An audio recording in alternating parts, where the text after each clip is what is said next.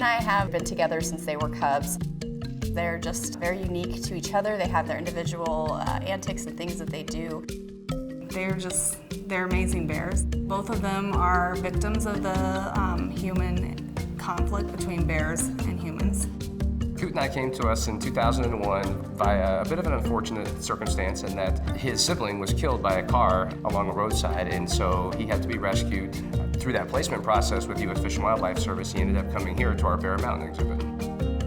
When Kootenai arrived, he was pretty young and he was not a confident bear. He was by himself, so part of our job was to interact with him and get his confidence built up. Zoo staff worked really hard to socialize him and basically become his litter mates until we could find one for him.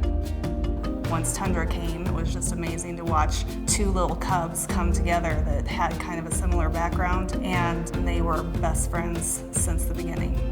It was important when we brought Kootenai in to bring in Tundra as well so they could get socialized with each other, not just with their human caretakers. Tundra came to live with us in an unfortunate incident as well, in that her mother was involved in a lot of human-wildlife conflict, and she was going into communities and coming into conflict with people, and ultimately she had to be euthanized, then required placement of her 3 cubs, and we were lucky enough to get one of those cubs.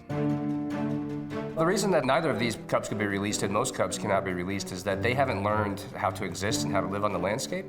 Grizzly bears spend several years with their mothers before they actually go out on their own. The chances that Tundra and Kootenai would have survived had they not been brought into some sort of managed care, it would have been 0.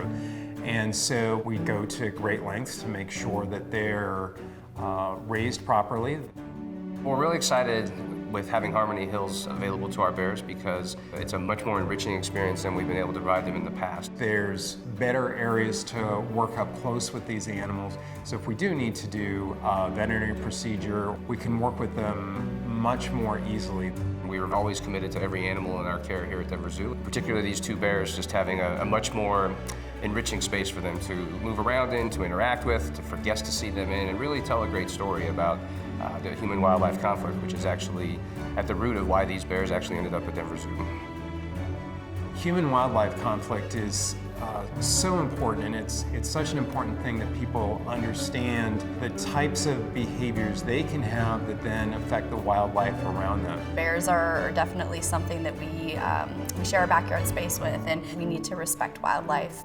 I hope that Kootenai and Tundra can share their story and educate our public on how vital they are to nature and live alongside them.